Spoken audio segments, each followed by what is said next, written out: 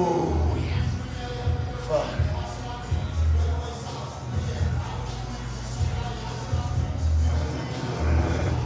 Oh,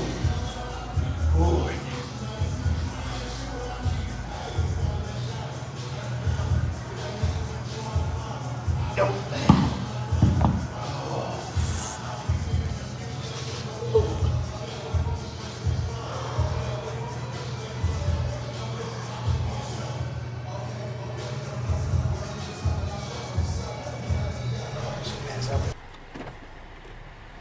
Okay, what's going on, guys?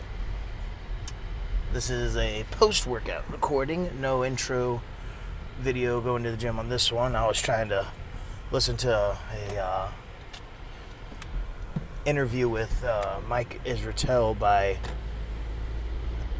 actual Dr. Mike. I don't know. Doesn't matter. I was listening to Mike Israetel, and I was listening to basically his perspective on. It was supposed to be about lifting, which there was a good portion of it about lifting, but there was also a decent portion about talk for AI and its advancements towards medical science and overall just living life. But a lot of it was medical, like dealing with the parts of the brain that are causing anxiety, stress, and all these other symptoms you get coming from a social media based era.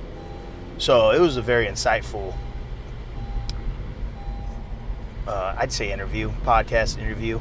I'm not 100% sure what it was considered. I was kind of going through YouTube, found it because I have a lot of suggestions for him, because I watch a lot of Dr. Mike's videos, whether it be an informational video or, and this is recent, I do say I wasn't not big fan, but wasn't a big watcher of his stuff. I was a fan of him, but I just didn't watch his things until my brother got into it more, and then I started hearing him listening to him, so I started listening to him more just by happenstance, and then next thing you know, and I'm just indulged in all of his videos, just learning about the different lifting cues, advices, best exercises, time under tension, which I used his, not just his and the other lifter's name, Eric something. It's not even that I don't know his last name, I just don't know how to pronounce it. Just something. Jan something, I think. But I watch him, I follow him on Facebook, Instagram, and I listen to a lot of his cues, because a lot of these new age bodybuilders are all about that time under tension, making sure we're making that eccentric movement and getting that nice stretch, making that last as long as possible to where you're getting stimulus from it. It's not just like, if it takes more weight, then so be it. But the way I look at it is, and I saw it in a video too, about getting as much out of as little weight as you can, like because I could, today on my accessories, I had an accessory of leg press after my deadlifts, RDLs, I had Copenhagen planks, I had briefcase carries, and I think besides that, the only thing else I had that was an actual non-core, I guess, Copenhagen planks do work your adductors, but they do base a lot of the movement around keeping your core stable, because when you have a stable core, you're not going to get much out of your adductor. So the leg press is probably the last accessory that's an actual movement that stimulates more of what I'm going for in that day particular. Of course, ab stability is key for any lifter to gain strength, size, aesthetics, stuff like that. Having that core stability and core control is very important. But it's on every day, so that's why I don't really include it on that day's lift as that day's lift. It's more of every workout is some type of core stability work. And it just so happens on my deadlift day there's 2, with one being a core and an adductor movement. Now, going from that, the leg press, and I already used all my compound lifts, I'll say, and high bar pause squats, but I use that as almost a warm up / like form work on my other pause high bar squats that I do for my squat day. But that's besides the point. I don't push that weight to the extreme like I do deadlifts or my RDLs and stuff. And even on my RDLs, I still try to slow down the eccentric and get that stretch. But on my leg press, what I would always do is I was like, I could push some weight on here. And I would close the gap of my legs and make it like come in close as if I'm doing a hack squat, and just really focus on like just as soon as they touch my chest, pressing back up, or stomach or whatever. In this case, stomach because I'm fat, but I would focus on getting to my gut and then pressing up and just taking slow in that sort of way. And I would be putting on 500-600 pounds, doing it for sets of 10, and I'd feel it, but I wanted more of a leg pump. And I was thinking on it, and I was like, I watched a video by that Eric guy, and Dr. Mike Israetel also said it, that when they do their leg press, they like to come all the way down and get a full stretch and try to bring it as far as they can back, their knees as far as they can back past them. And I was always like, that just sounds terrible. But the thing is, I tried it today, and I only had like 3 something on there, almost 4. It was like 380, I think. And I felt such more of a leg drive, leg pump, and it was also stretching out everything.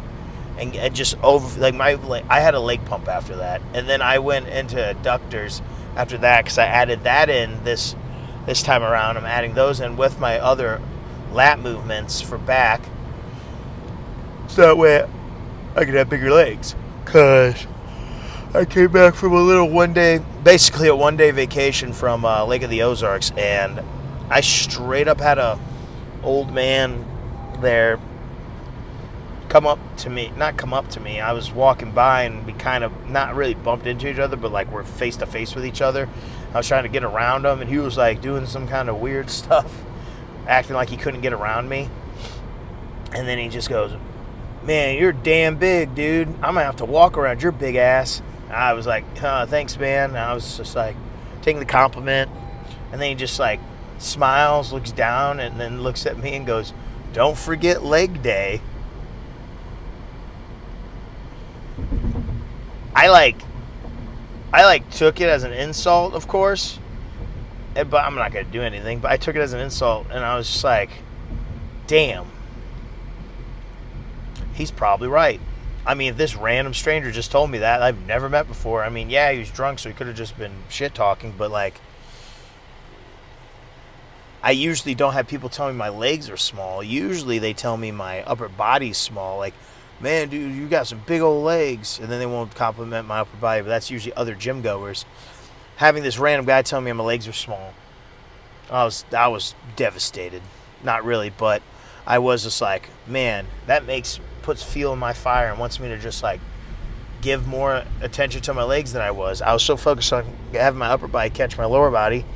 I didn't neglect them. I just didn't push them as hard as I always have. I always, for some reason. And even when that one time a week, I'd push them really hard, but it's just like I would never try to bury my legs into the ground, mostly because I would always have wrestling. And even though I don't have wrestling now, this recovery just seems faster for my legs anyways.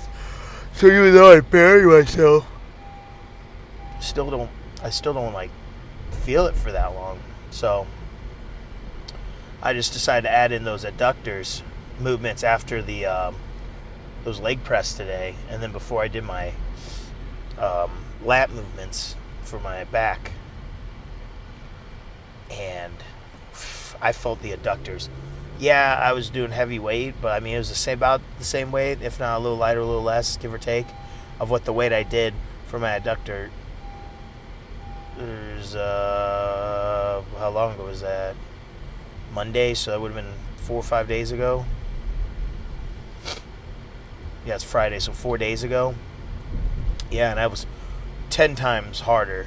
I also changed up the way I do my adductors, and I was brought my leg forward and out. So now I have to, when I bring it in and touch them together, I have to bring it across a little bit and get the extra because once you get past that little halfway point and start to go and tip in the other direction, the weight get exponentially heavier. So I was like, I want that little bit of pop that you get from that. And so yeah, I changed it up a bit, but not enough to where it would have made that big of a difference. But it felt like there was a huge difference. I know it's from those leg presses and taking them slow, and making sure I'm bringing everything and feeling that stretch at the bottom. Like my whole leg just felt like it was just stretched. I was like, oh man, looked like if someone walked in, it was probably go look like I was about to go to a gynecologist appointment with how my legs were up like that. Gotta make sure I'm healthy. But yeah, that was a lot today. Hitting PR on deadlifts, not weight wise, but weight I repped wise, and not even for like deadlift, but for specifically conventional. And I'm like more happy about that than anything, because I've always been a strong deadlifter in general, but being able to see my conventional go up like it is, and I'm getting close to my all-time max, which was 585, which is only 35 pounds heavier than what I was doing for reps and sets today. Yeah, it was sets of 2, but 3 sets of 2, and not like having to go all out, and it felt pretty light. Like the last set, I was starting to feel it in my right above my left gluteus maximus, or medius actually, because it's the top, and I felt that like little bit of, not tweak, but like a little bit of strain, but it wasn't anything intense. Like I'm fine. A little rest will heal it all up. But it was insane, like that my squat's blowing up like that, my deadlift's blowing up like that, my bench is steadily growing. I won't say it's blowing up, because it's definitely not blowing up, but we're definitely on the rise. And I could tell you guys for sure, or I could tell you guys for how I feel right now.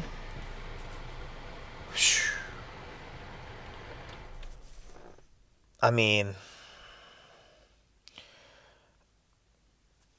once I lose a little bit of weight after this bulk's done in a few weeks, and the bloat goes down and deadlifts get even easier, probably nothing crazy, but when I switch back to sumo for any competition-wise,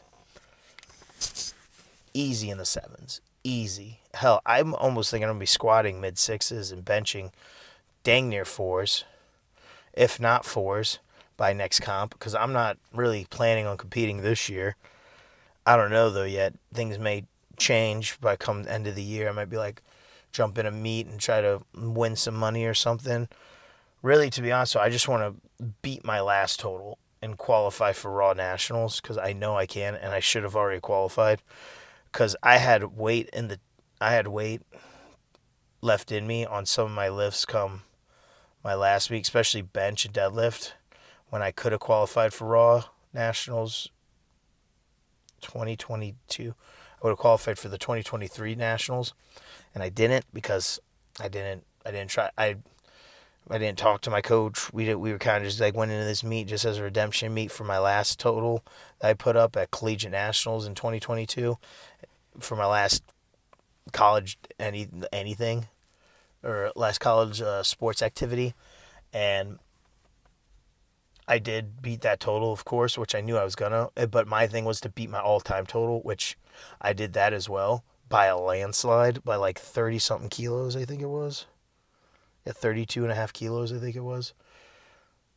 So, and then this time, I like next meet I want to jump into, I'm gonna stay at 220, and my goal is because I'm gonna diet down a little bit. I'm gonna lose probably like 11 pounds when I start eating not cleaner, but like less.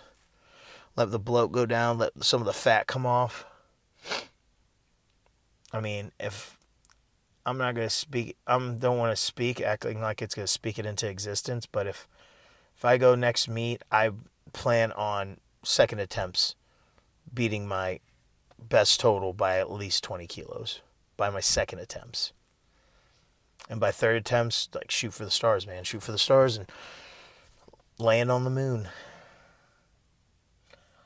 But that's for when I do my next meet. Who knows? That could be next year. I just want to keep getting stronger, and I like where we're going. Things aren't slowing down at all. Like deadlifts are getting stronger, squats are getting stronger, and like I said, bench is steadily getting stronger, or at least peaking back to where it was. But I think it's slowly gaining from where it was. So all I can do is be happy about that. Show-wise for bodybuilding, like I said, after this ends in a couple weeks, three-ish weeks, I think, is whenever I'm going to stop the bulk. I'll probably do a full day of eating at the end of that. And then of my basic diet, but not like like my diet, like I said, changes day to day. Not like drastically, but like what I eat.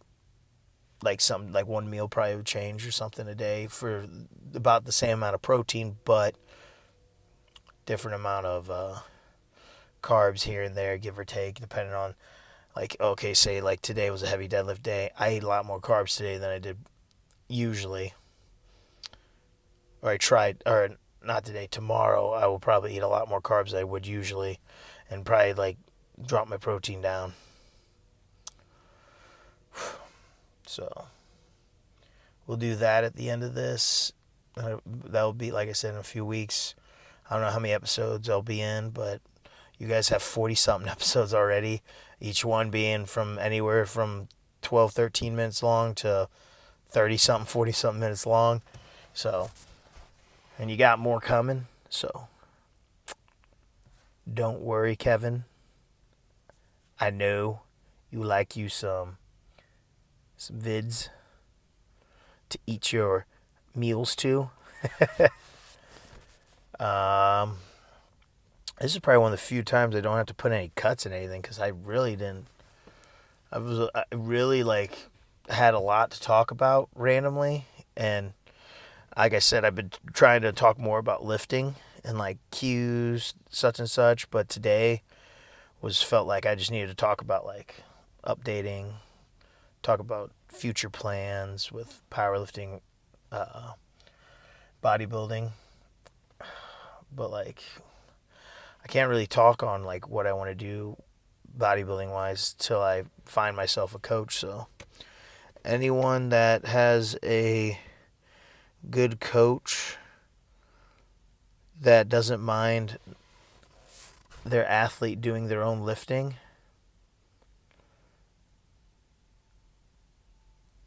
or will at least listen on like how I would like to lift, but give me like, say he has a better activation workout for my, try to think of some, for like my biceps. Like my biceps, yeah, my arms have gotten bigger throughout this bulk by quite a bit. Not a huge amount, but a good amount. But it's still like, I probably could find workouts that were better. So far, the workouts I've been doing have been working. So it's like, if it's not broke, you don't need to fix it. So we just keep running them down until it doesn't work, and I need a new kind of stimulus. But like I said, it's been working. There you go. Something I could do is like triceps or some kind of shoulder movement that would help help stimulate my shoulders more. That'd be something that I'd like the coach to like help me with or like talk me through. Maybe even like meet up with them and then put me through like a shoulder workout so I could take cues from that, but then also still be able to do my powerlifting, because my powerlifting is what's been keeping my size on whenever I did go on my last cut. Like, of course, I know if I like got down to it, I'm not going to be prepping for no powerlifting meet. I'm probably not even going to be touching, like the last month won't be touching any like powerlifting movements besides maybe a 135 deadlift for reps to try to like keep the blood flow going through that kind of movement and not forget about it. But I also do know a lot of workouts that do stimulate most of my muscle groups. So we'll see. I'll have to talk it out. And like I said, I know I have 42 people listening, so not probably a lot of you. I don't even know how many people will actually know bodybuilding coaches. So put them in the comments below if you know any. Share this video to your friends if they want to help me out with like finding a coach. But it's more so for the nutrition, and because I know if I have a coach, I'll be more on point and be less lenient. Because I am very harsh with myself. But that's another thing I think that I was doing wrong, is that like I got super flat and then I was like, okay, I'm not 100% sure what to do from here. So I just kept pushing, and I think I lost some size on, like, especially my back. Like, I was like, having someone to point that out to me sooner instead of just letting it go on for too long and then seeing some atrophy in my back would have been very helpful. So you guys subscribe, comment, share the video. And that's all I have for you today. I want you guys to know, stay juicy, twinks.